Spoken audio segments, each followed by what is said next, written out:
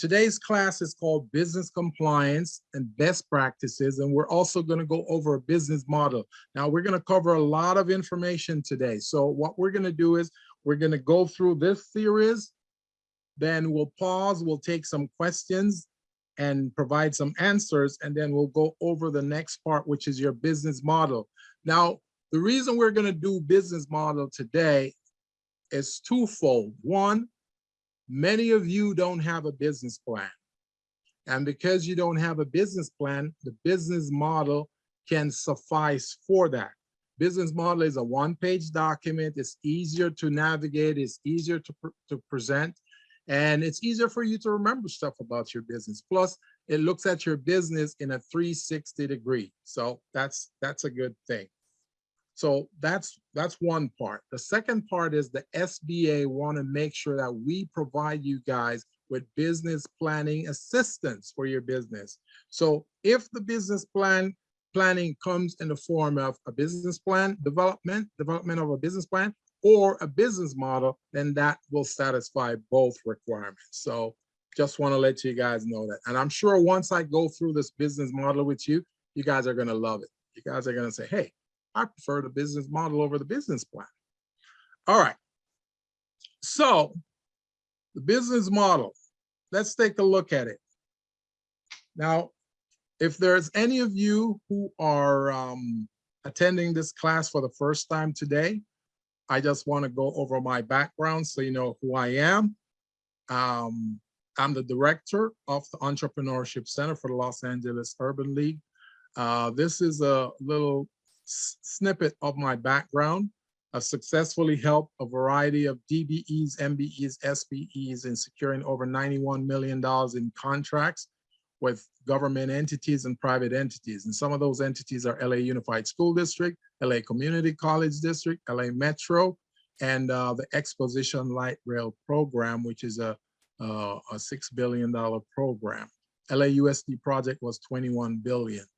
And the Exposition Light Rail Program is one that we had 4 major prime contractors on it and 150 subcontractors. So my job was to oversee those 4 major primes, make sure they're doing what they're supposed to do for the small businesses, make sure they're paying the subcontractors on time, and make sure the subcontractors are not messing up also. They're doing what the contract requires them to do. So that was a great project.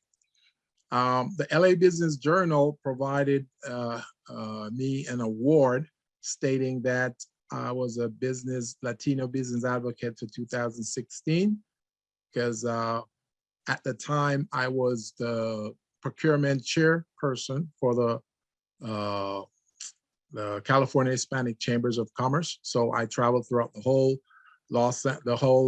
state of California, helping Latino businesses become ready, business ready, and contract ready.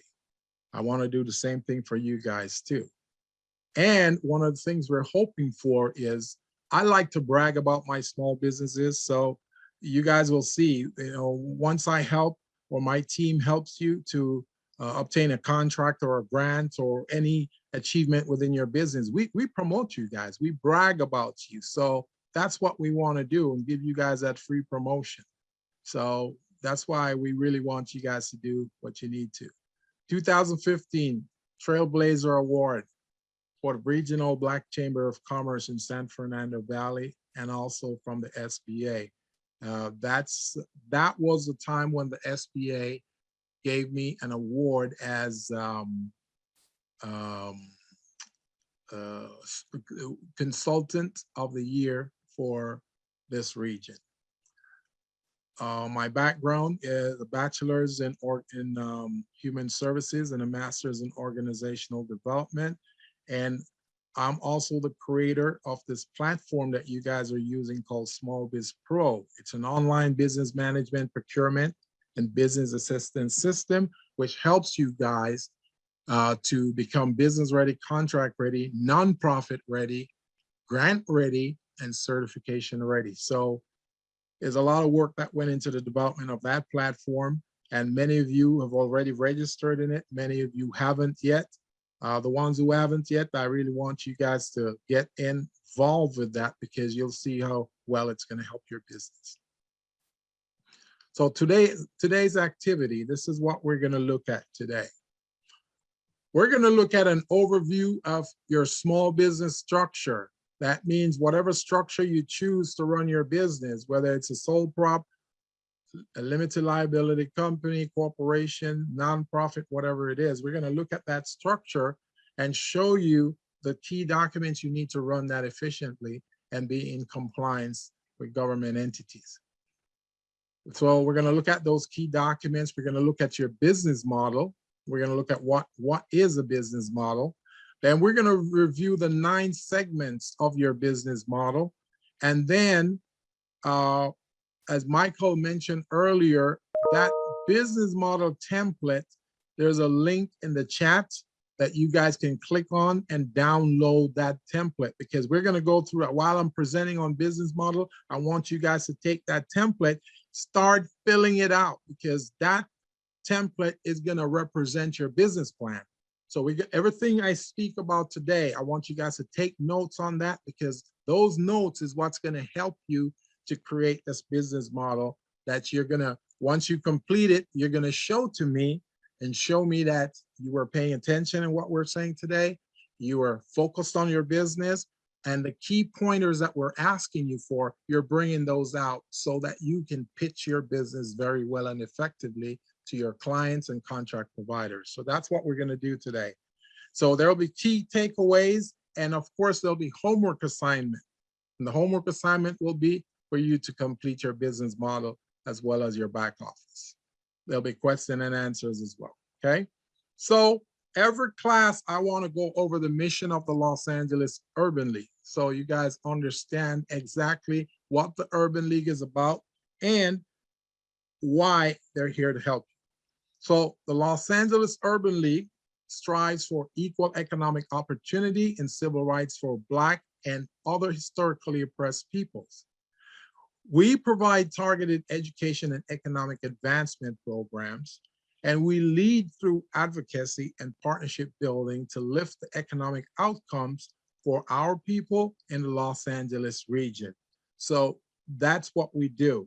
Now, this SBA program, on our side of town, it's structured in 5 regions.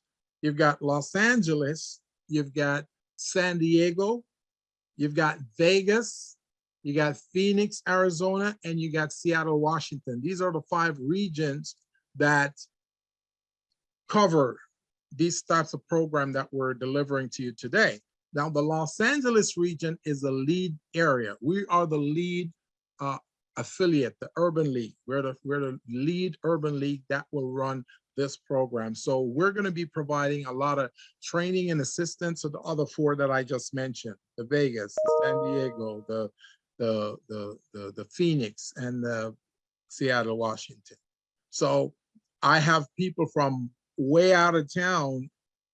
They're tapping into this program as well, and they're getting benefits out of it. So not only do we want people from outside get the benefits, but we also want you guys to. So we're going to look at business structure today. What is the business structure that you're currently using in your business? So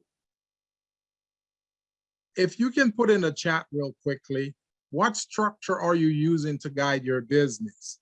You know, it could be a business structure or a legal structure. Which one is it? So in the chat, just tell me, is it a sole proprietorship? Is it a general partnership? Is it a limited liability company or LLC? Is it an S Corp, C Corp? Is it a nonprofit, or is it a B corporation? And later on, I'll talk a little bit about a B corporation for those of you who don't know what that is. So if you're in the chat, you can just let me know. That would be great. At least I know what I'm working with. I know if they're all sole proprietors, then I could say, okay, these are all sole proprietors. Let's talk about this. So Micah has an LLC. Larry Milligan, LLC. Chef Natasha from the Butler Pantry. She's got C Corp. Marcus Hammond, LLC, but want to eventually have the LLC tax as an S Corp. So that's something that I'd love to talk to you about in our one-on-one, Marcus. Let's see here. Who else? Maya as an S Corp. Lori Sanders as a sole proprietorship. Amabola as an LLC. Roxanne, nonprofit, which is tax exempt. Cherie Brown, S Corp. Alfonsi, LLC. Okay, excellent. And Jerome's got a C Corp. Okay, Tanai has Tanai says she's got a closet sole proprietorship. So I don't know what that means. I'll find out later. Okay, so this is great. This is great. You know, you guys are across the spectrum. So what I'm going to cover with you today is going to benefit all of you here. Okay, so thank you guys for sharing that.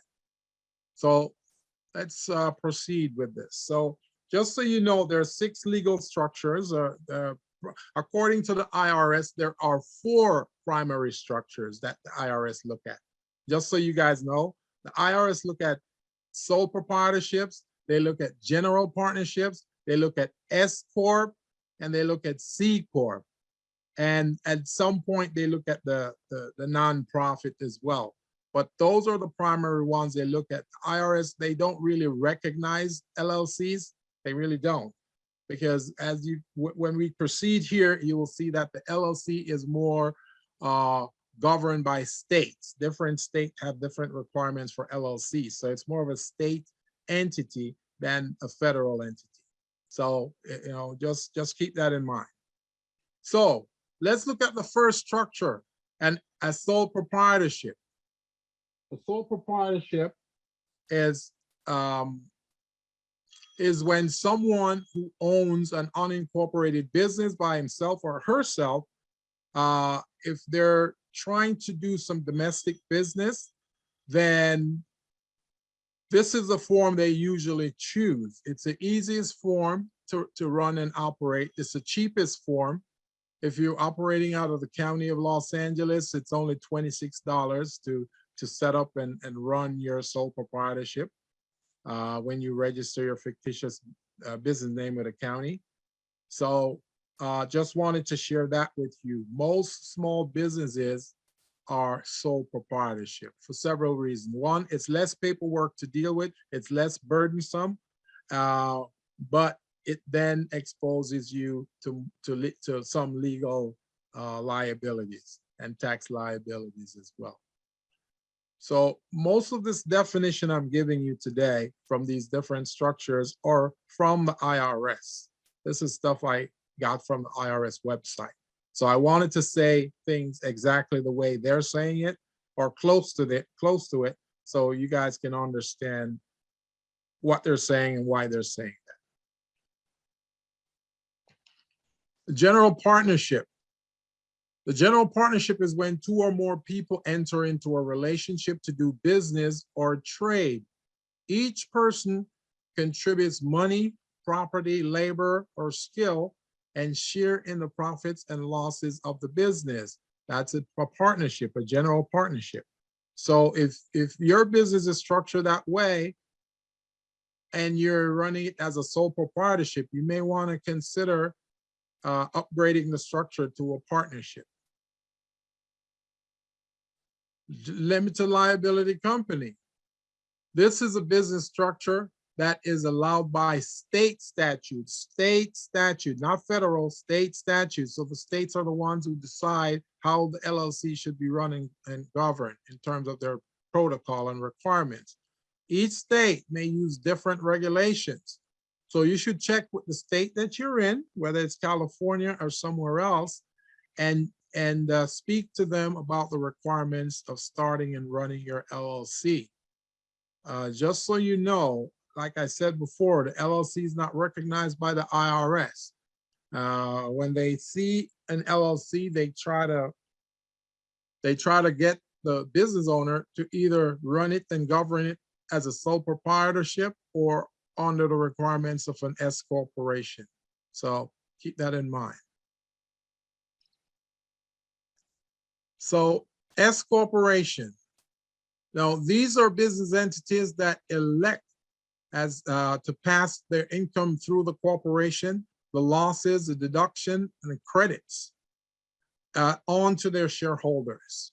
And this is for federal tax purposes. Shareholders of S corporations, they report this flow through income and losses on their personal tax returns, and the taxes are assessed accordingly.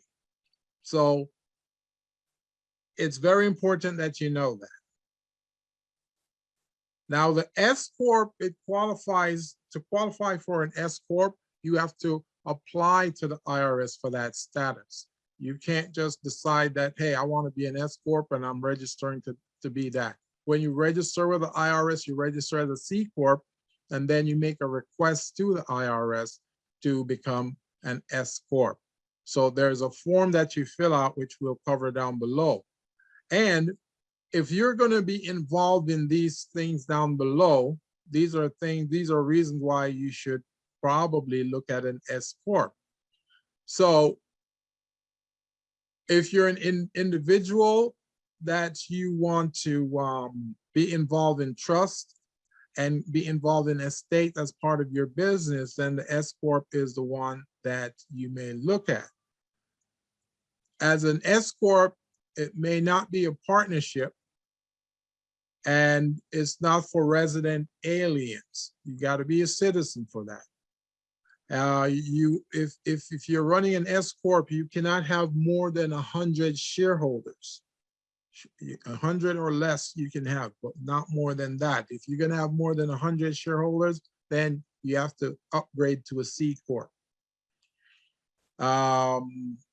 With an S Corp, you can only have one class of stock, one class, and that's common stock. You cannot have preferred stocks. As a C Corp, you can have preferred stocks and common stocks. Common stocks is the less expensive one. Preferred stock is the one that you charge to shareholders with, deeper pockets who want to spend more money. Okay, so and the S Corp, let me move this out of the way. The S Corp is not eligible for certain financial institution, insurance companies, and domestic international sales corporations. So if you're a financial institution or insurance company trying to do an S Corp, you need to check with the Secretary of State first, explain to them what your purpose is, and they'll let you know whether or not this is something that you can do.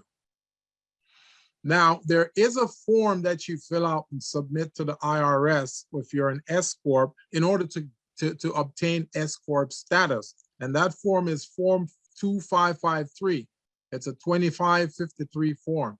So you can't decide to operate as an S Corp. You got to get permission from the IRS. And I put this link in here that you guys can click this link right here. When you click this link, the form comes up and you see what's covered, what's not covered, what you can and cannot do as an S Corp under this formation. Now, one thing that's a lot of small businesses, some of you are S Corps, and you probably become S Corps because someone told you you can do that because it's easier than the C Corp.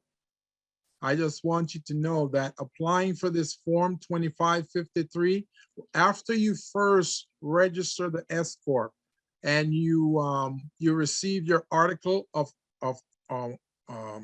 incorporation, the articles of incorporation, you have 90 days to complete this form, this 2553 form, and submit it to the IRS for consideration. 90 days. If you did not do this form within that 90 days, then you will have some discussions with the IRS, because when you go to file your taxes and you say, I'm an S Corp, IRS is going to say, well, we don't see the form 2553, so we're going to classify you as a C Corp until you get that form done. And then once you complete the form, if you do it after the 90 days, there might be some penalties that they charge. So be on the lookout, guys. You want to be pretty vigilant about these things. Now, sometimes some of these forms that we're talking about could be a reason that you didn't get a loan, a grant, or a contract. So you want to make sure you have this. I've put together a checklist of all the forms you guys need for all of the legal structures that we're covering tonight. So once you have this list, you cannot go wrong. And after you have this list, you have a list to go by and say, okay, these are the things I need. And then when I meet with you, those are the forms I want to see in your back office. C corporations. So this is a business entity that has its profits taxed to the corporation when those profits are earned. And then it is taxed to the shareholders when the revenues are distributed as dividends in the corporation. So therefore, C corporation, you've heard of this before. C corporation is taxed twice. That's what it is. Corporation is taxed, and then the shareholders are taxed within the organization because their dividends are distributed. So this is what creates a double taxation. So a lot of folks, when they are getting in business, they're going, I don't want to do C Corp. I don't want to be taxed twice. But I would recommend that you guys speak to either your accountant or your tax preparer, because those guys should be on top of the game. They should know what benefits each one of these structures provide to your business. When you are forming a legal structure, in the back of your mind or the top of your mind, you should be thinking about tax liability. What will be my tax liability if I choose this structure? And your exposure to liability, to general liability. So can I be sued by someone if I do this? Or will Uncle Sam tax me if I do that?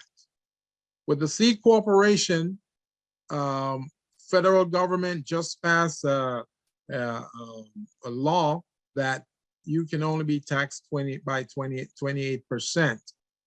Now, as a sole prop, you're going to be taxed about 50% because you have to pay Social Security and Medicare. Same thing with an LLC. You're usually taxed close to a sole proprietorship, so you're at the 50% as well.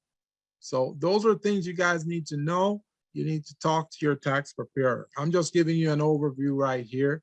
I'm not really delving into these topics because that's not my expertise. I'm not a tax preparer. And these tax laws change every year. So just check with your tax person. Nonprofit. A nonprofit organization is also known as not-for-profit by some. And it's a legal entity organized and operated for public and social benefit. This is in contrast to those who do business and trying to do business for profit. So that's what the nonprofit is. Now, one thing I want to point out about a nonprofit, and I might say a few other things about nonprofits, because I know that many of you out there are registered as nonprofits. But I don't know if you guys have taken any classes on the practice of nonprofits and how it should be and what you can and cannot do. But I just want to throw a little thing out there.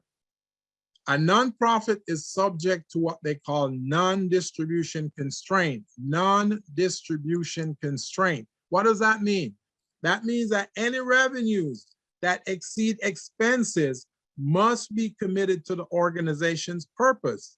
That means if you generate a surplus, you put it back in the organization.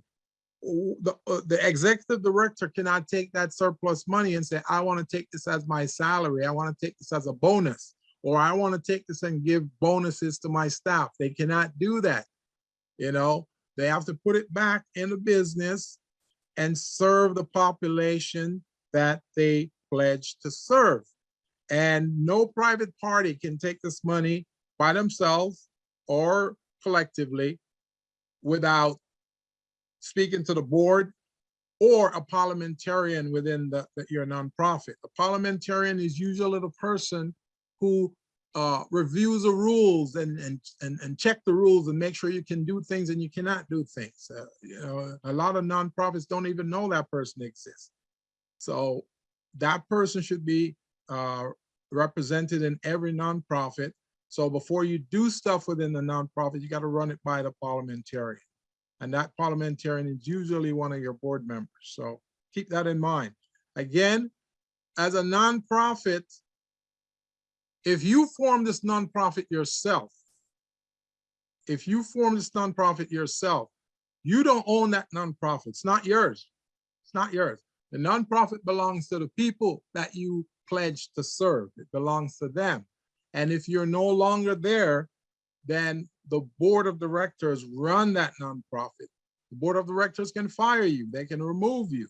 That's how nonprofits are. So folks who form nonprofits thinking it belongs to them, it does not. So you need to know that.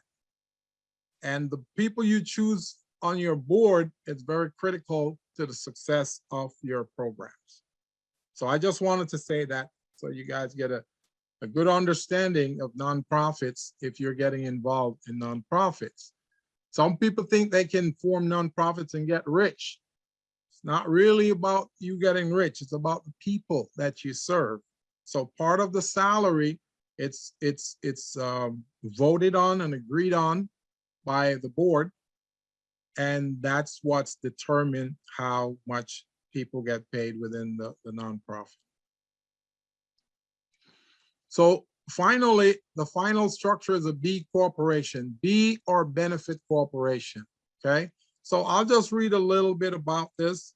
Some of you have approached me about forming a B corporation. A B corporation is still a mystery to some, but it's out there. It's a social enterprise program that is designed to help people. So the California Benefit Corporation, this is a corporation, and it's formed just like the C Corporation. It's structured just like the C Corporation, but it's specifically designed for social enterprises purposes in order to pursue both for-profit and nonprofit objectives. So the for-profit is you may be selling products and services that will not make people sick, it will not make their skin itch. You know, that's the product you design. So that's a for-profit piece to it. The nonprofit is you may give back a certain percentage of your profit to certain organization that promote that objective that you're trying to do. So that's what social enterprises and B enterprises, B corporations are about. So the benefit corporation, it allows corporate officers and directors to take into account the triple bottom line aspect. So when you're running a B corporation, there's 3 dimensions to it. You look at profit, you look at people, and you look at the planet. How are you going to save or preserve the planet? So profit is the money you make. The people is the money you give back to the people that you're trying to help. And then the planet is how is what you do benefiting the planet. So that's what that whole concept of B corporation is all about, okay? In California, California is one of the few states that practice a B corporation status. You got a District of Columbia, and then you got 16 other states that's practicing that corporate structure right now. So I think you guys should read a little bit more about this if you're trying to do that. I know some of you are running a for-profit business, but you would love to merge it with a nonprofit so you can satisfy the nonprofit piece as well as a for-profit piece. Well, you could do that. Just check into the B or benefit corporation, and you know that may very well be a structure that is good for you. So with that being said, we went over the structures. We went over 6 different structures, 7, including the B corporation. So now there are certain documents that are required, certain documents. So here's what I want to do before I start this section. I want to take a quick 5-minute break. So you know, you guys can go stretch your legs and come back. 5 minutes. So we're watching the clock here. We're gonna do 5 minutes, take a 5-minute break, and then we'll come back to this. So Michael, we're gonna go ahead and take a quick 5, okay?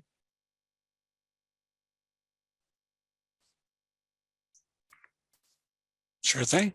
Okay, 5 minutes, guys.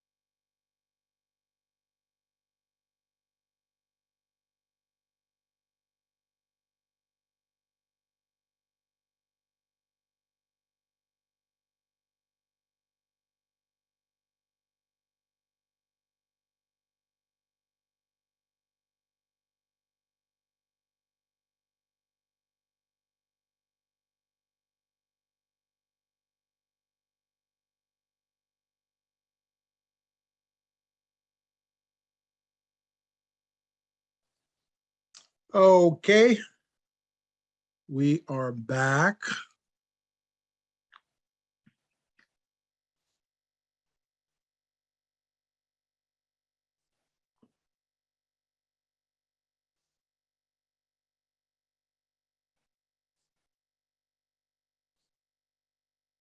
Okay, so what I want to do, I want to go over a document checklist for all of the legal structures that I just went over. So the first checklist will be the sole proprietorship. So these are some of the documents that you guys are going to need as a sole proprietorship in order to run your business effectively. Some of you may have some of this, some of you may not have all of it. Some of you may only have 2 or 3 of these. So as a sole proprietor, you want to make sure you have your fictitious business name filing, or DBA. This is filed with the county in which you operate your business. So if you're in Los Angeles, it's going to be Los Angeles County. If you're in San Bernardino, San Bernardino County. Ventura, if you're in Ventura County, that type of thing.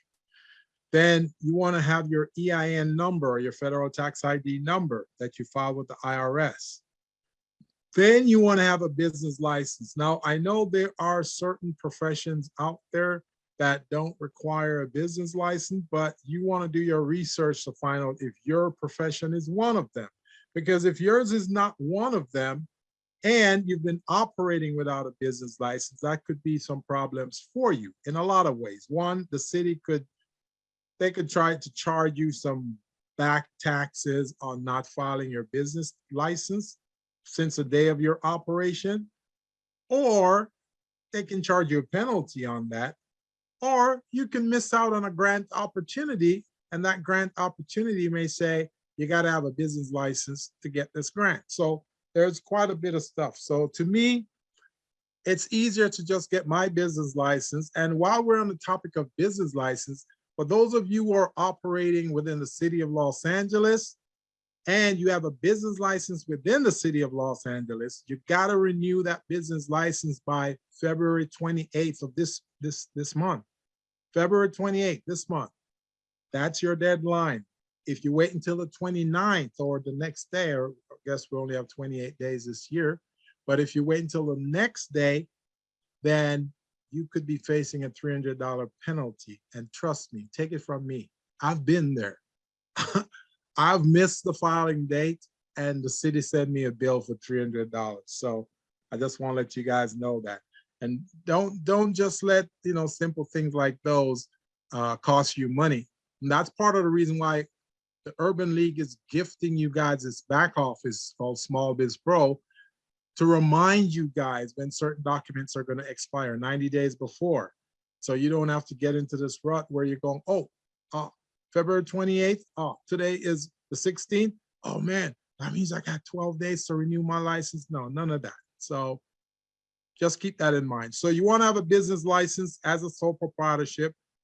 Your Dun & Bradstreet number, you should have that. And if you guys don't know how to apply for it, just schedule a one-on-one with me or any of the counselors here, and we will walk you through that process. A business bank account, you got to have that. And you notice I put business bank account on it. I didn't just say bank account, I say business bank account. A lot of small businesses, sole proprietors, they have their personal business account and a personal account, and they commingle all of the stuff in there with their personal and the business.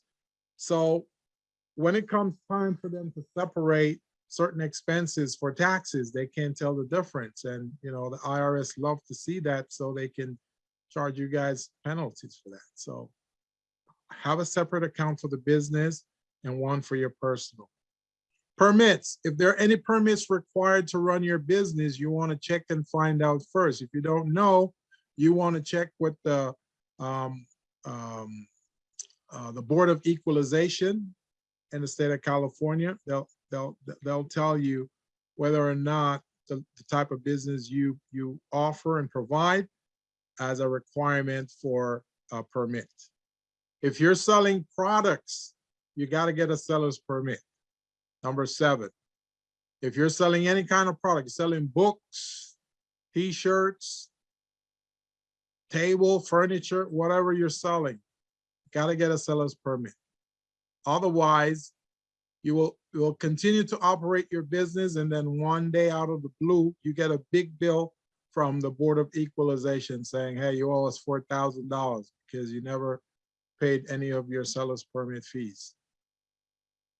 Number 8, business insurance. You want to have business insurance. Now, I know many of you work from home, so you don't think you need to have that. That may be fine right now, but if you get a contract, if you're interfacing with people, if you're doing professional services, many contract providers will ask you for your business insurance. So let's keep that in mind. You don't want to miss an opportunity because you didn't have your business insurance. For those of you who don't know how much it may cost and where to go, I personally pay business insurance right now with a company, and I'm only paying $41 a month. So that's $500 a year. So if you guys are interested and want to have business insurance to that tune, you let me know. I'll give you the contact name and number of those folks at the insurance company, and you guys can get your own insurance coverage. Number 9, business plan or business model. Many of you don't have a business plan, but today I'm hoping that I can help you to start your business model. That could be a good substitute for the business plan. Marketing plan. If you don't have a marketing plan, that's something you want to think about, because to market your product or service to your target demographic, you have to have a strategy in place. And again, if you don't have a marketing plan, just like the business plan, you can use a business model with the strategies in it as your marketing strategy. Number 11, the Form W-9. The Form W-9 is a form if you're a consultant, if you're providing consulting services to clients, whether it's government or other entities. They may ask you at the beginning of your relationship to complete a Form W-9 and submit to them. Complete it and sign it, submit it to them. Now, you don't want to wait until that. You should just go ahead and fill out the form, sign it, and store it in your back office system. So if they ask you for it, you can, in seconds, you can just send it to them. Then your balance sheet and profit and loss. Crystal did a great job last week talking about cash flow and balance sheet and profit and loss statements. Every one of you should have this in your business. You can't run a business without balance sheet, profit and loss. I know many of you are saying, hey, I have a bookkeeper or an accountant, so I don't need to think about that. Yes, you need to think about it, because if they mess up your financials, the IRS is not going to go after them. They're going to go after you because you're the owner of the business. So keep that in mind. And you want to have financials for at least the last 3 years. So if you just started in business a year ago, you want to have the 1 year for the business, but the other 3 for your personal, because they're going to ask for that. They want to see what activities went on with you. Number 14, tax returns. You want to have your tax return for the last year for the business and for your personal as well. Always be ready with that. And again, this is an easy process. Many of us file taxes, many of us don't file taxes. So if you're running a business and you haven't filed taxes, start looking at filing these taxes. Now, you may owe the IRS $4,000, $5,000, $10,000. Doesn't mean they're going to kill you. As long as you reach out to the IRS and said, hey, I want to make a payment arrangement. I couldn't pay my taxes before because of COVID and all these other things, so I didn't have money coming in. So it was difficult for me to do that. So what I'd like to do is to set up an arrangement with you. I want to pay you $50 a month or $100 a month until I pay this thing off. And they'll say, sure, let's do this, because they're happy to get the money. They know a lot of people are not working or generating revenues right now. So they'll make the deal with you. A capability statement. This is a document that you use to market your skills and expertise to clients and contract providers and maybe even grantors, to let them know what is it you've done and what you can do for them. It showcases your value proposition and your core competencies, your differentiators, and this is very good for you. Now, if you don't have one of this, no problem. I'm a guru at this. I've simplified this process that it could take you only 30 minutes to complete one of these. So, and this process is part of Small Biz Pro too. So I can show you how you guys can access this document in there. 16, employee handbook. If you have employees, you're going to need an employee handbook. If you don't have employees, you can skip this one. Number 16. Number 17, if you're planning on getting certified, government certification, becoming a minority, small business, disadvantaged business, a woman-owned business, if you're planning on getting those certifications, then that's something you might want to pursue in order to get government contracts. Then you come to the right place in Los Angeles Urban League, because we're going to have a class, I think it's class number 8, that we're going to cover certification. So I'll show you guys how to do this, how to be eligible for certifications, and where to go. So these are the documents you're going to need as a sole proprietorship, okay? Sole proprietorship, this is what you need. Let's go to the next structure, which is a general partnership. I don't remember if I saw in the general partnership in the chat, but general partnership is very similar to a sole proprietorship. The only difference is there's 2 or more people involved in the business. So now you got to have a partnership agreement, number 5. You got to have a partnership agreement. So if you have 2 or more people running a business that's not incorporated, then it's going to be called a partnership. So this could be a husband and wife. This could be 2 friends, 2 cousins, family members, associates. It could be those folks. But you got to have a partnership agreement. When you go to open a business bank account, the bank is going to ask you for a partnership agreement.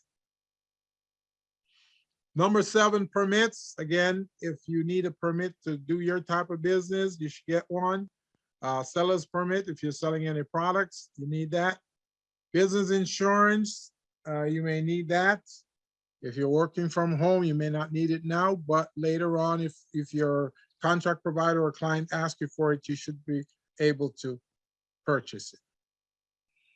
Business plan and business model. Again, we talked about this. The business model we're going to go over this evening and show you guys how you can use that.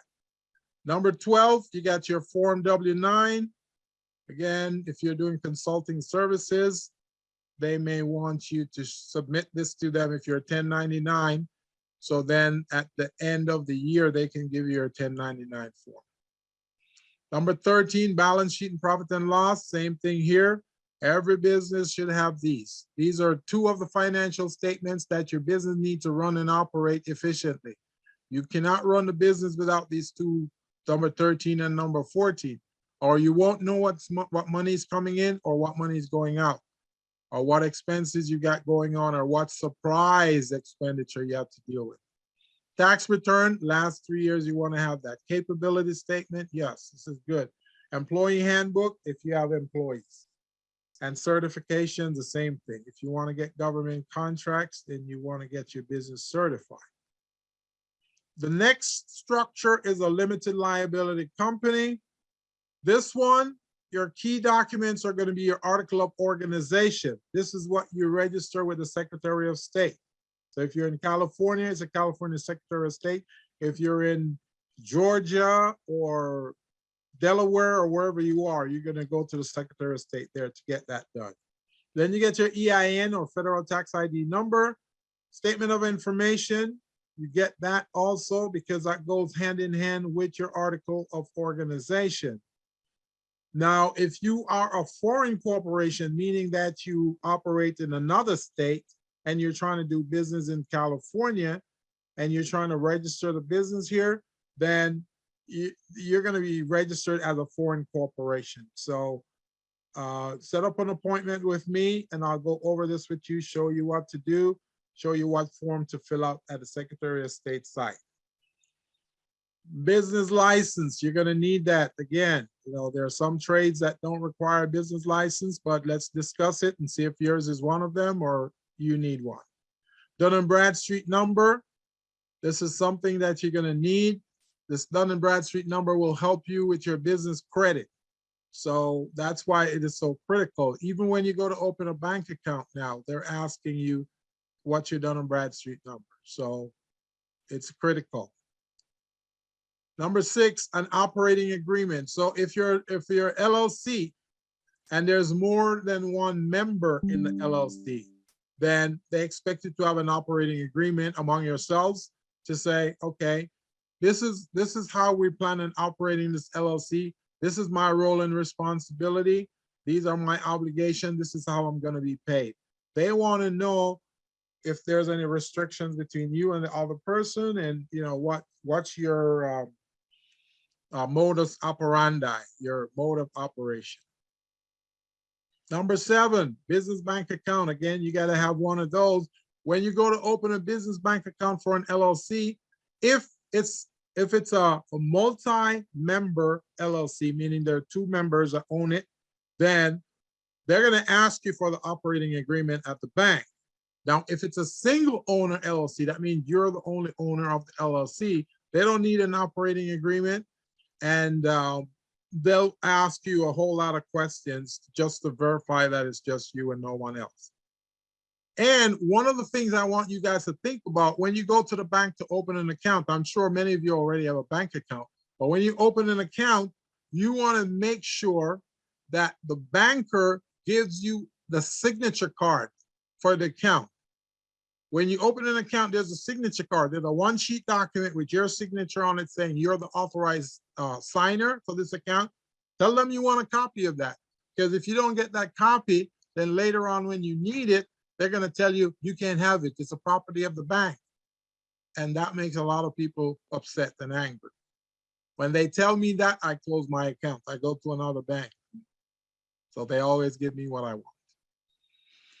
So, and you're going to need that document when you're trying to get certified, just so you know, when you guys are trying to get certified. Let's see. So permit, seller's permit, we talk about that. Insurance, we talk about that. Business model, all of these things. So the same thing applies to all of this. Now, number 17 is Form 940 and 941. These are taxes that you pay on your employees, whether it's unemployment tax or whatever other tax that you pay, right? These are forms that you complete every year and submit to the IRS. That's only if you have employees. If you don't have employees, you don't need to do that. Capability statement, this is for marketing purposes.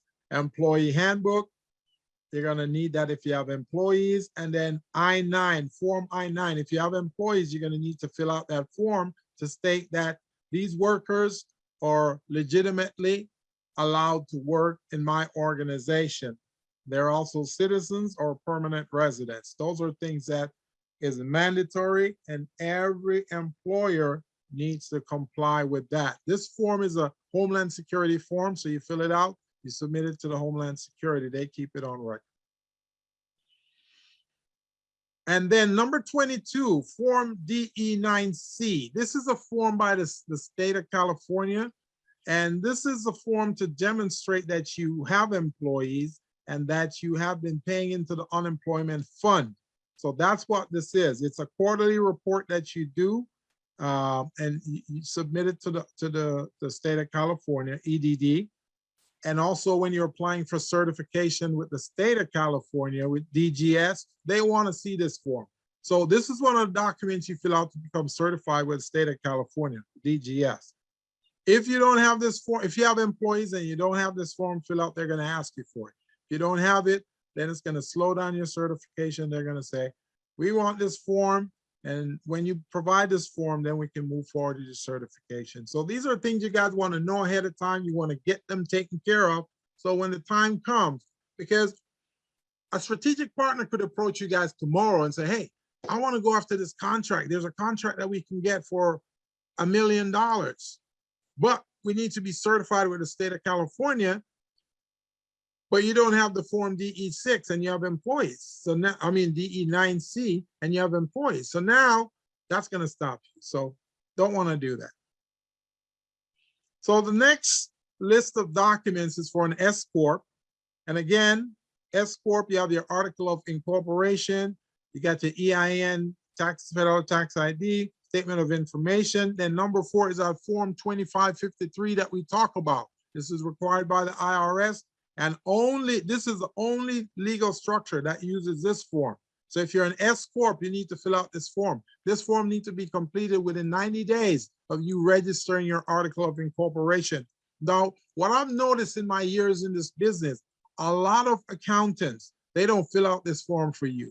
A lot of bookkeepers don't. A lot of attorneys don't. And some of them know they're supposed to, some of them don't know. And they're not knowing or not doing this for you can hurt you, because the IRS is going to hold you responsible for this. As an S Corp, you got to have this form. This form is mandatory. You can't go around it. You got to have it.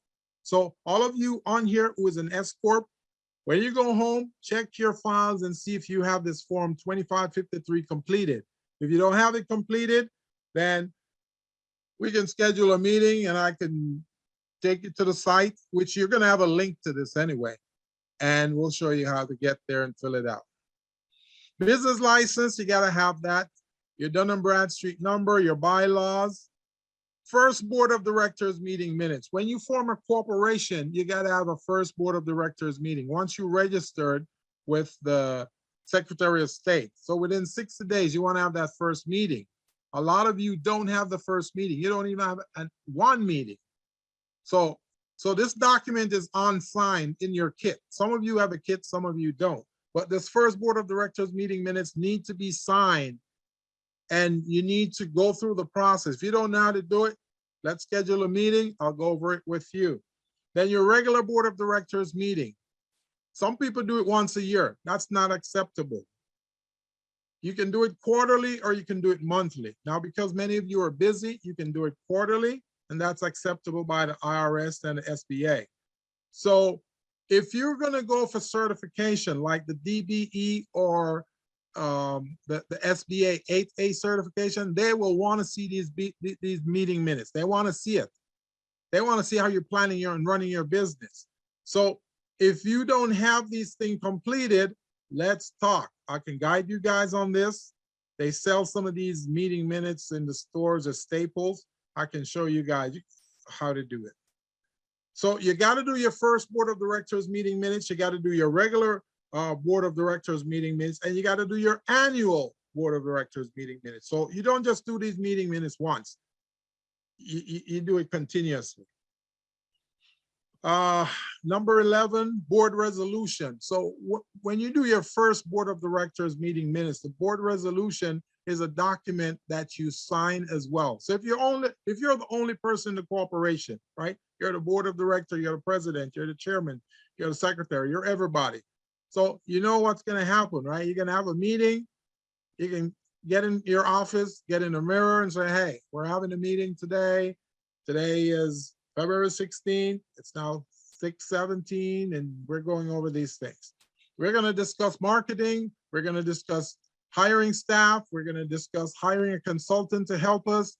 We're going to discuss getting contract opportunities. And you list all of those things in your board resolution, in your meeting minutes. In your board resolution, it's going to say who is the president, who is the vice president, the secretary, and the treasurer.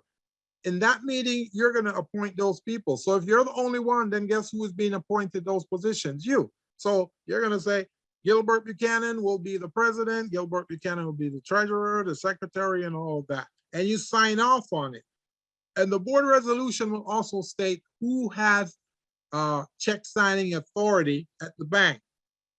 So when you go to the bank to open an account, it's going to say only these people have authority to open an account and sign checks. That's what the board resolution is. If you're a corporation or S Corp or C Corp, you need to do that document. A lot of you don't have it. You need to have this. When you go to open a bank account, the bank will ask you for this anyway. And some people know what it is, some don't know what it is. If you don't know what it is, you ask us. We'll guide you. Just so you know, these things I've done for 20 years. I've done certification for a lot of small businesses. I've done all the certifications out there. Not only do I do certification in the state of California, but I do it in New York, do it in Nevada, Las Vegas, and all of these different states, Arizona, you name it. Voting agreement, that's a part of your kit. When you get a kit, that's a part of your kit also. Your stock certificates, those you need to complete. When you are a corporation, you got to issue stocks to the officers. And when you issue stocks, you got to assign a price to them at the time. So if you're selling stock, so if Gilbert Buchanan comes up and want to be a shareholder in your business, you already have it written how much those stocks are being sold for, because you did that in your first board of directors meeting. We're selling these stocks for $1 a share. So I'm going to sell 10,000 shares at $1. That's $10,000. You got to have that money to put in the bank, to deposit it in the bank. You don't just issue some shares and you don't have proof that you paid for it. So that's how these things work. And I told someone this today. When you're a corporation, you are now beholden to the city, the state, and the federal government. So your business is under scrutiny by these entities. So you can't do any funny business. You got to be on the up and up. And that's why you got to do your meeting minutes. You got to do your stock certificate, your stock ledger, and all of these things. I just want to tell you guys real quickly. There's a company, a big prominent company out there. I won't say their name, right? But they were selling stocks. They have common stocks and preferred stocks. So they sell a common stocks at say $20 a share. The preferred stocks they were selling for like $95, $100 a share. So they were trying to sell some common stocks to some shareholders at the price of the preferred stock. That's criminal. You can't do that. So the SEC, the Security and Exchange Commission, it's a federal agency, stepped in and fined them. They had to pay a large amount of money. It's a big company right now. I won't say their name, but they learned their lessons. So small businesses, you want to pay attention as well. So 15, shareholders agreement. If you have shareholders, you got to do an agreement. Say what they're going to pay for their stocks, how they're going to operate, what voting authorities they're going to have. If they want to sell the stocks, then okay, who has first right of refusal? Those are things that you put on that. Number 16, your bank account. Again, you got to open that, seller's permit, bank insurance, all of these things I went over before. Okay, all of these other things from 17 to 30 to 31 we went over. Okay, plus you guys are going to get a copy of this recording anyway. Documents needed to run your business for an S Corp, I mean a C Corp. It's going to be very similar to the S Corp, very, very similar. The only difference between the S Corp and the C Corp here is the C Corp, you can have more than 100 shareholders. So that's part of the reason why your shareholders agreement is going to be so important when you're a C Corp, because you may run out of money and need some money to invest in your business. So you sell some shares to a shareholder. So that's very important. You got to have a shareholders agreement as to how that's going to work. The S Corp, what they need to do is to fill out that form 2553 within 90 days of registering. C Corp doesn't need to fill out that form. That's not important to the C Corp. Everything else is the same. Everything else, okay? Nonprofit, nonprofit, nonprofit, nonprofit. Some of you are thinking of nonprofit. Some of you are already nonprofit. So I just want to float this around. In Small Biz Pro, it makes your life so much easier. Not to say it doesn't make it easy for the for-profit, the C Corp, S Corp, sole proprietorship, and limited liability company. But for nonprofit, Small Biz Pro make your life so easy because it has every structure, every document that you need to have.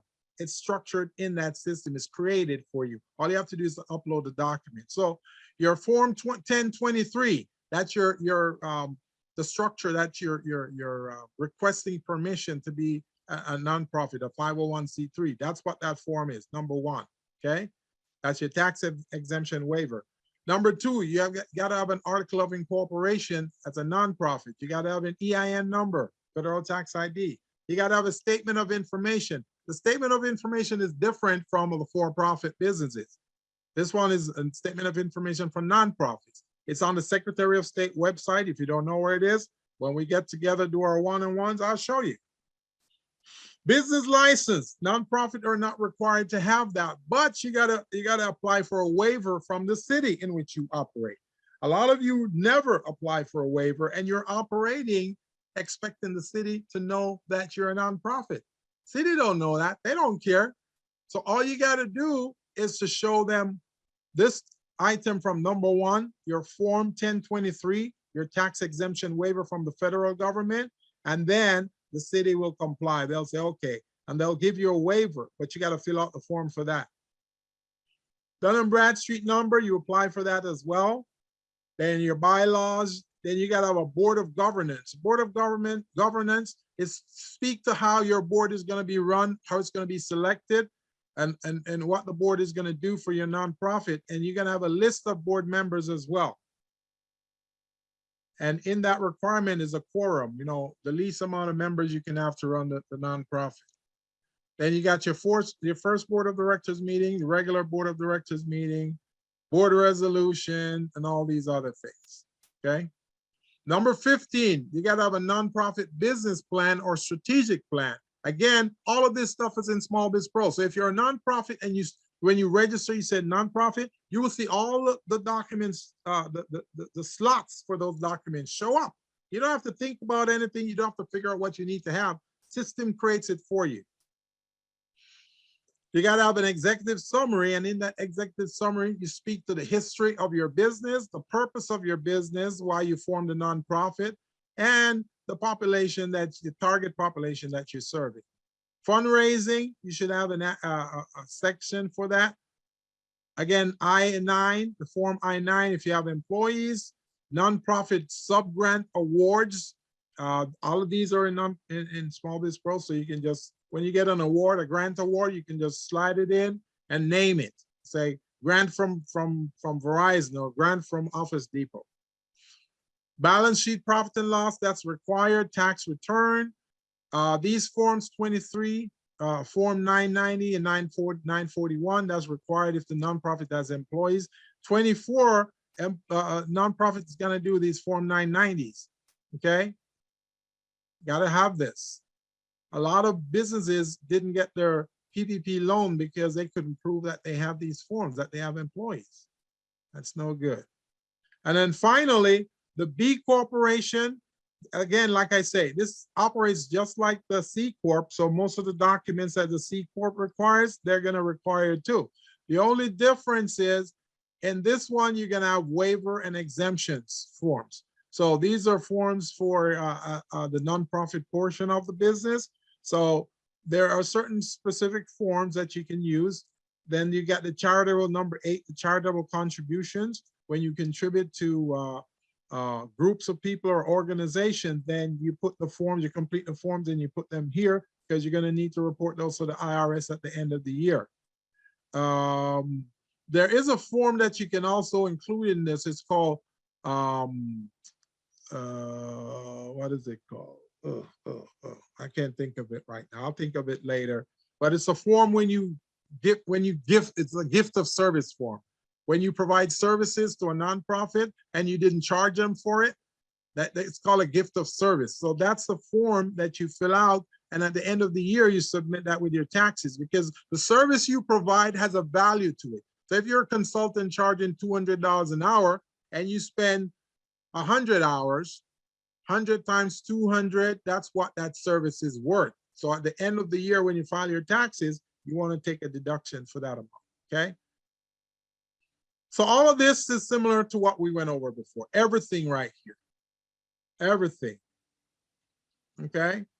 So I'm trying to go through this real quickly because we only have 30 minutes left, 32 minutes, and I want to touch on the business model for you guys, okay? So this you guys are going to get. This is part of your handout. I'm going to send it to you. And let's switch over real quickly to the business model. Again, if you have any questions right now, write it down, and then later on, I'll take the questions and we can go over it. So let's look at this. So this is your business model. And again, like I say, if you don't have a business plan, we are going to help you set up this business model, which would represent the business plan, okay? So what is a business model?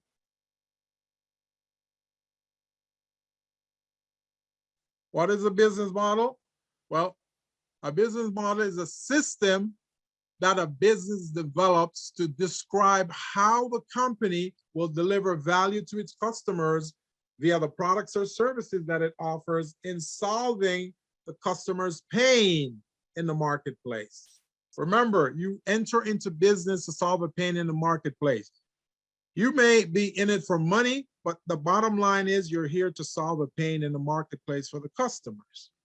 So the pain that you decide to solve, the system you put together to solve that pain, it will result in revenues from those transactions that result from the business. And that's what this business model is all about.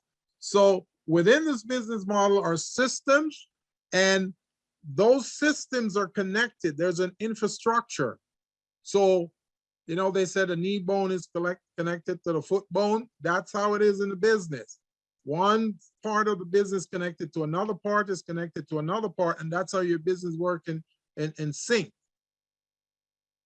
So let's look at the business model here. So right here, this is a strategic management template that will help you to develop your own business model, and for an existing business or for a startup business. So let's do this. Let's do this. So with the business model, there are 9 parts to the business model. Let's count. The first one over here, 1, 2, 3, 4, 5, 6, 7, 8, 9. See that? 9 parts to your business model. Each one of this is connected to the other. And when you complete all of this with your strategy and your plan, it gives you a 360-degree approach to your business, to your marketing, and to your revenue. So that's how your business model is going to look. Now, Michael put in the chat a link to the template that looks just like this business model. So I'd like you guys to click on it, download it, and have it available in front of you so that you can start filling it out as we go along. And while this conversation is fresh in our mind, you might get some ideas and you can print it. So go ahead, go to the chat. You'll see a link in there. It's called business model. Click on it. It's a Word document, so you can type in it, and we're gonna go over it, okay? So right here, the business model, the 9 segments, you got the right-hand side and the left-hand side. Let me go back so you can see. See, the right-hand side are these 5, from this blue value proposition all the way down to revenue stream. So value proposition, customer relation, customer segment, channels, and revenue stream. That's the right-hand side. Those are the first 5. The second 4 is over here, key partners, key activities, key resources, and cost structures. So that's how your business model is divided. So we're looking at it right now. This is your structure right here. So on the right-hand side, you got your customer segment, your value proposition, your customer relationship, distribution channels, and your revenue. And then on the other side is just the 4 that we talked about right here. So now let's look at the first one. You know that in order to focus on your customers, you want to look at different parts of the market and external factors that are not under your control.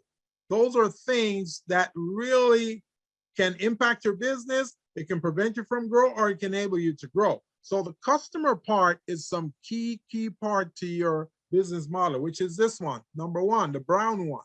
That's number 1. You look at that first, your customer. So let's take a look at customers. Who are your customers? So if you've downloaded the form that I just told you about, you can start filling that out right now. Save you some time, so you can give me your homework assignment, your homework in a couple of days, because you're filling it out as we go along. So who are your customers? That's what you want to list here. So the bullets that you see there state who your customers are.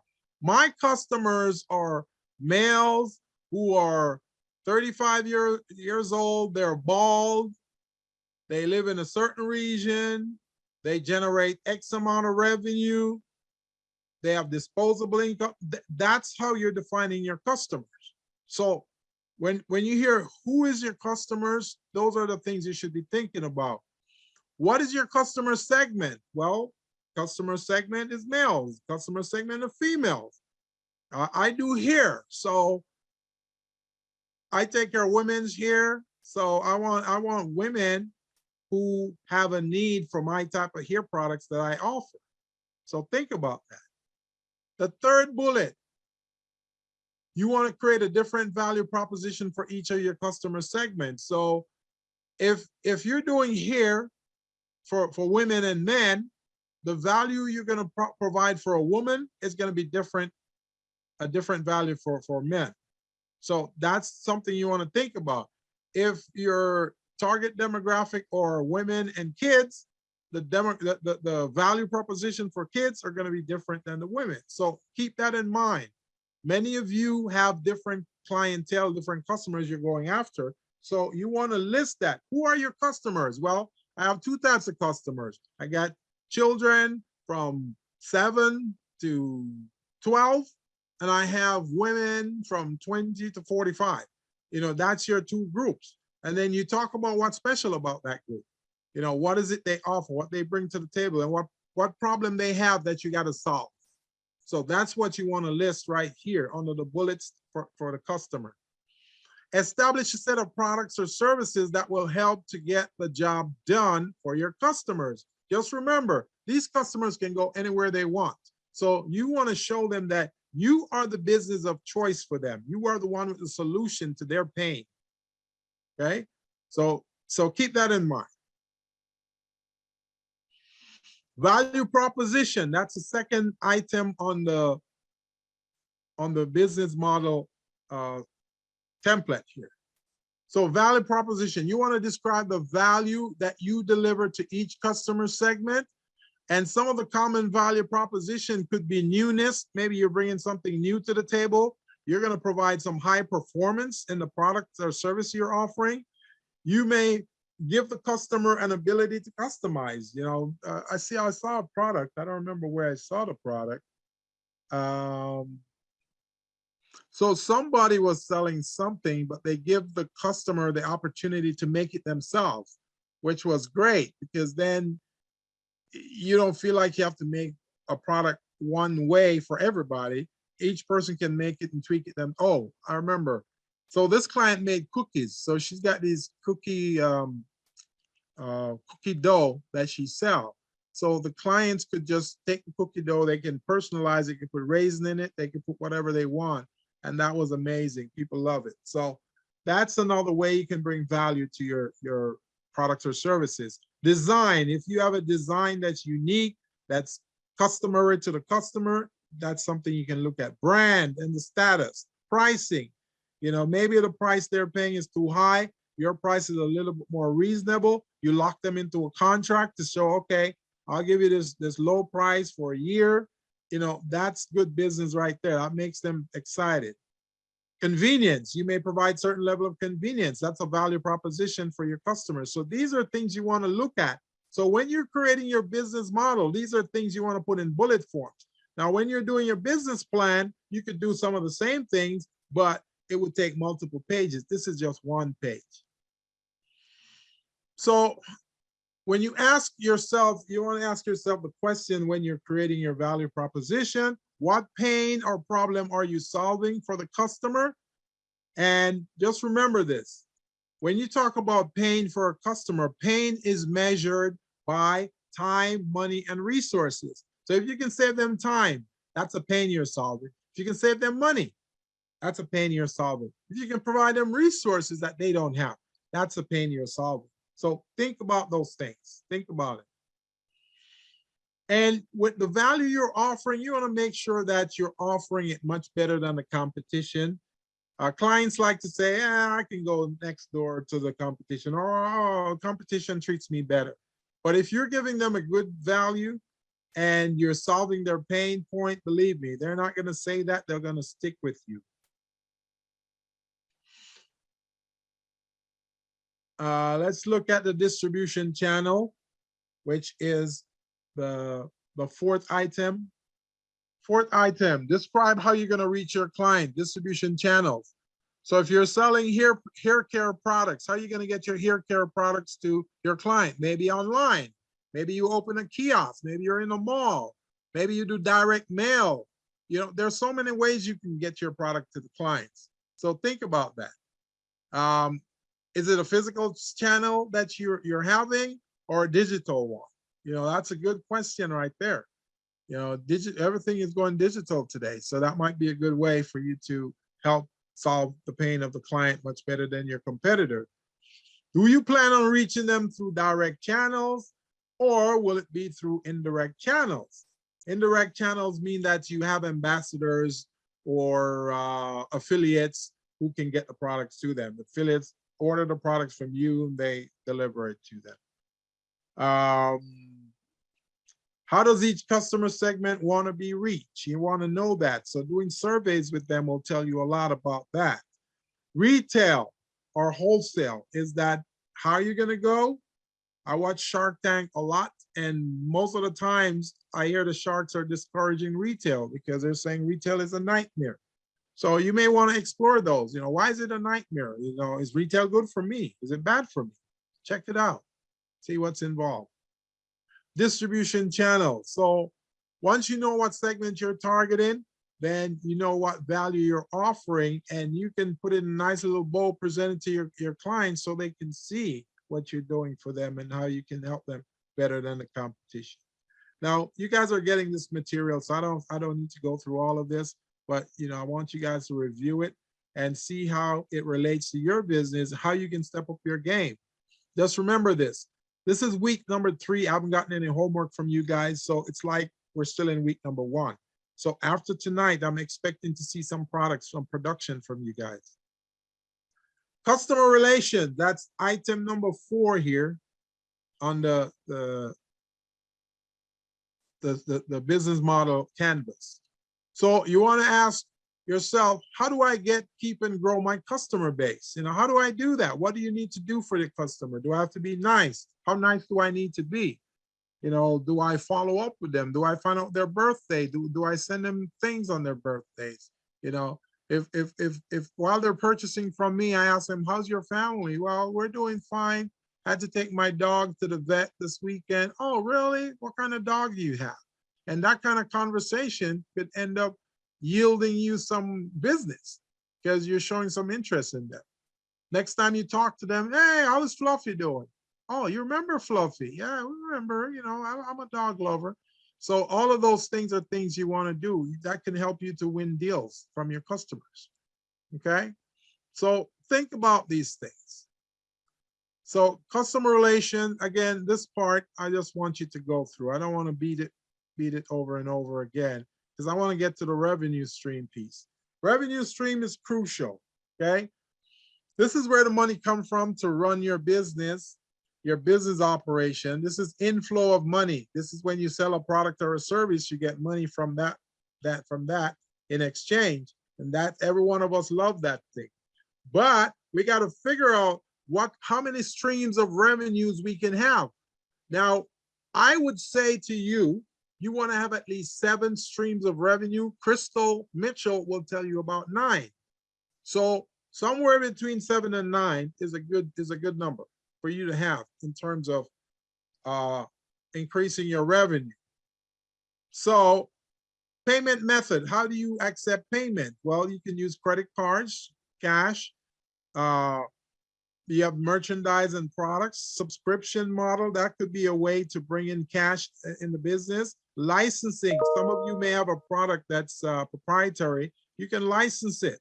You know, if you create something that you want to sell in masses, but you don't have access to that, you can reach out to a group, an organization, let them be your ambassador, license it with them, and they will sell it to their population. That's money coming in for you. So think about those things. How else can you sell? Well, you could probably sell online. You sell online, you sell in store, you know, you direct mail, you can do all of those different ways. So figure out which one of these, how many of these revenue streams you can adopt and use in order to generate more money for the business. If you're in the restaurant business, a lot of folks, they sell their bottle or package their products and they sell it, right? Some people sell t-shirts, you know, with your slogan on it. You know, those are ways you can do it. So keep that in mind, guys. Keep that in mind. When you're doing the revenue stream, those are some of the ways. And because we're running out of time, you know, I really would love to delve into this with you, but, you know, give you some good examples, but, you know, time is not permitting. So let me take a quick time check and see where we are. What time do we have there, Michael?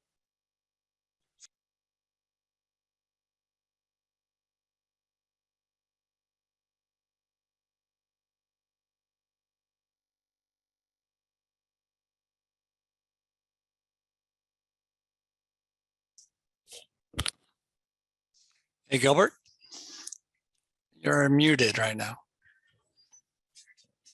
Okay, I'm unmuted. Have I been muted for a while? No, just right now. I think you got cut off. Oh, okay. Great. So revenue streams, guys, you want to look at this. These are different ways of looking at your revenue stream, pricing your product so it's affordable to your customers. You want to look at what mechanisms you're using for pricing. So let's look at this third column right here. It says, will you use entry market or flooring price? Entry market is, I'm just entering the market. Not too many clients know me, so I'm probably gonna sell my product for a little lower than my competition. Then you got flooring price. Flooring price is the rock bottom price, the lowest you can sell your product for. So is that what you're going after? Is that what you're trying to do? Or are you trying to do the entry market price? Or the next column speaks about ceiling pricing or mid-level pricing. So ceiling pricing is the highest price that you can demand in that category from your customer. Or mid-level is the mid-level, the medium, the middle of the two. So those are things you want to look at. Some of you've been selling products and services for a while. You're probably not making a lot of revenues. You may want to look at your pricing, tweak it a little bit and say, hey, you know, maybe I'll do some discounts here, or maybe I'll do the same price, but I'll give them something else for this as well to attract them. So keep that in mind. But revenue streams, you want to have at least 7 revenue streams in your business. Now, I know there are restaurants in here. So many of you guys, you know, you're selling your food products. People may come in and eat, or people may do delivery. Maybe there are some other things you can sell them, you know, other packages. Buy 2, you get 1 free, or you get the third one half a price off, something like that. But figure out ways to get these customers re-engaged in you. All right, so this is all stuff on the right-hand side. Now we're going to go on the left-hand side of the business model. So you notice the left-hand side is all color-coded, right? These 4 colors, that's the left-hand side. So this part of the business model, it deals with how you will strategically go about obtaining these assets within your business. So the key resources, this would describe the most important strategic asset that the company needs in order to be successful. So it's usually a combination of physical, intellectual, financial, and human assets. So all of these, that's the key resources that you need right there when you're running your business. So what physical do you need? You know, maybe you need a system, a computer system. Intellectual, you know, you may have to use intellectual property or a patent, trademark, those types of things. Financial, you may have to strategically use certain financial means to get it. Resource could be to loans from a bank, or, you know, investors, those types of things. And then the human potential, that the human assets that you need. So those are ways that you can look at your business. And again, I'm not going to go through all of this. You know, you guys can review it. And if you have any questions, you let me know. Okay. I'm going to skip past key resources. Let's look at key activities. So key activities are things in the business that you must do. Key activities, how are you going to run the business? What's going to make the business successful? What is it that you do? What's the purpose of your business? That's what the key activities are. So if you're a plumber, plumbing is a key activity that you do, okay? Your restaurant, cooking the food, serving people, hospitality, that's going to be your key activity. So these are some of the things you want to look at. Which activity do you need to be good at in order to excel in this business? Do you need to be good at marketing and sales? And many of us are not good at marketing and sales. You know, I can tell you that right now. Customer, community relations, outreach, accounting and bookkeeping. Accounting and bookkeeping is the Achilles heel of many small businesses. Many small businesses don't want to do that. I don't want to do it either. So I hire people to do it. So you want to hire competent and capable people of taking on certain things. So you don't have to keep looking at their shoulders. They produce results for you and make you happy. So compliance, networking, these are all different types of activities that you can look at that may relate to your business. All right, key partners. Who are some of the key partners you need in order to make this business successful?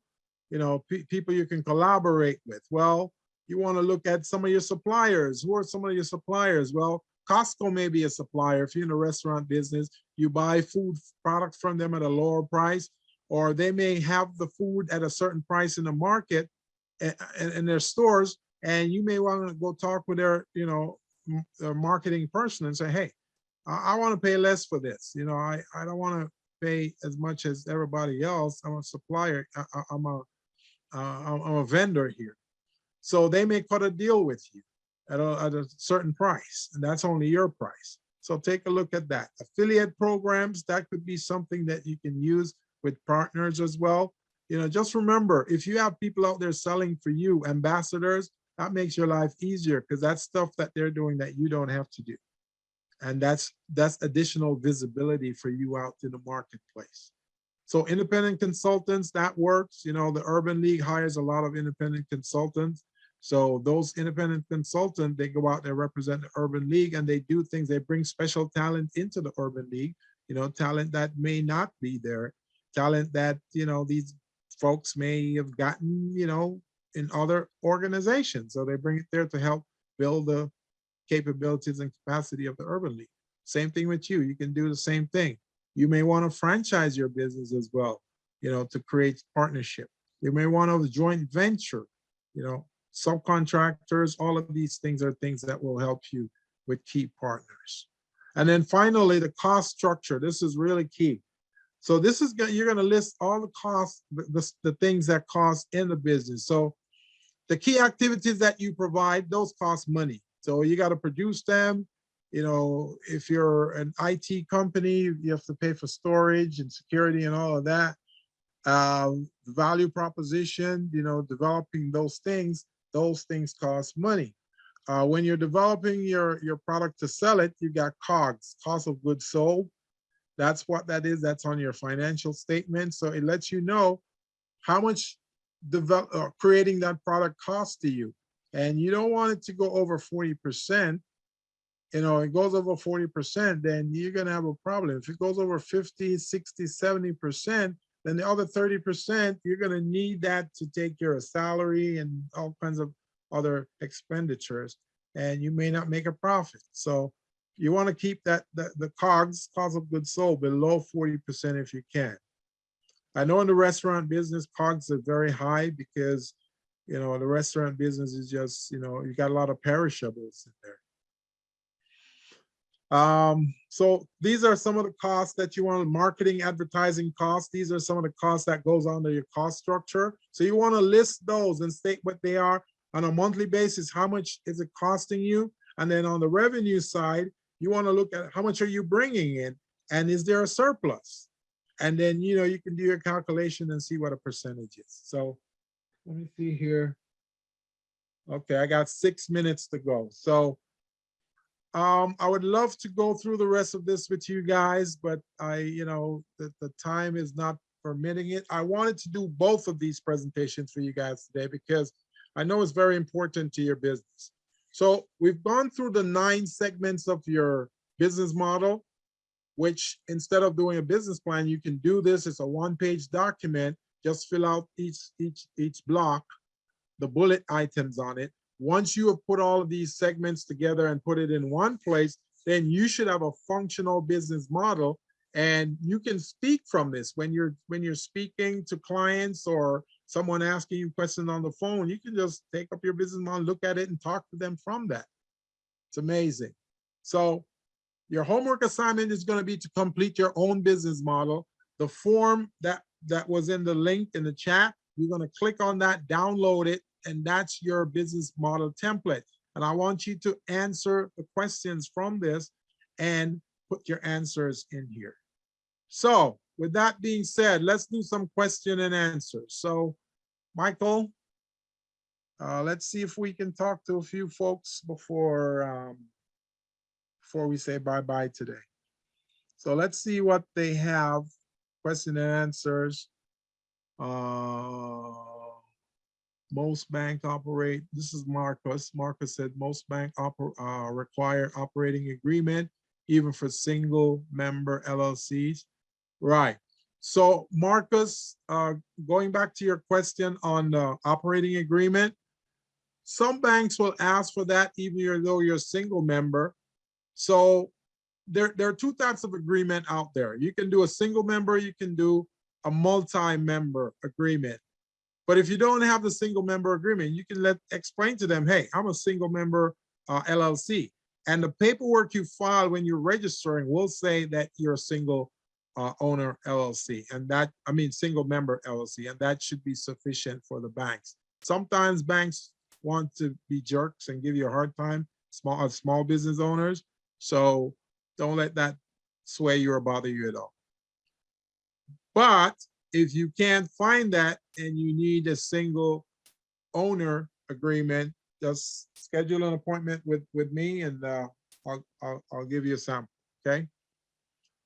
So Tiana Johnson, what if I'm hired by the contractor and my target audience is youth?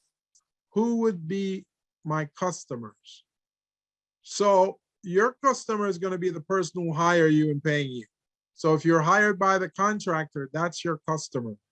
So your job, Tiana, is to help support that customer, that contractor to achieve their objectives. So if their objective is to take care of youth, your job is to go out there and take care of those youth as well, using the requirements that the contractor provides. So that's how it is. Anonymous attendee. This person say, I was unable to attend last week's meeting. When will that presentation be again? What we do is we go through this cycle first, anonymous attendee, and then once we start up again in April, then we start all over again. You can attend. Now, at the end of this, you won't receive a certificate because only folks who complete all 8 classes will get a certificate. But when you resume next quarter, then, and you take those other classes that you missed, then you get a certificate then. You won't have to take the whole thing again, just the classes that you miss. So Ronell Hampton says, do you need a permit for a consulting firm? Ronell, it depends on what you're doing in that consulting firm. Some consulting firms provide chemical services, so you may need a permit for that. Some may be professional services where you write grants or proposals. You don't need a permit for that. So check out the type of work that you do or you're going to provide and see if there's a permit required for that. I would check with the Secretary of State. I would check with the Board of Equalization, and they will tell you whether a permit is required or not. Any other questions? Michael, do you see any other questions in there? Okay, so John Banks says, I've forgotten how to register with Small Biz Pro, and I've had my one-on-one with Gloria already. She has given me homework also. Yeah, I get that, John, but you got to register using Small Biz Pro. This thing is going to make your life easier, and it makes my life easier. So I can't help you guys to the next level unless you guys are using that, because all of you, I'm going to need to look at your back office to see that. You remember this checklist I went through earlier with all the documents? I want to go through that and make sure you guys actually have those documents in place. Because if you don't have those documents in place, I can't say you're ready. I cannot bless you and say, this company is ready. Here, I'm putting them forward for a grant, okay, or a contract.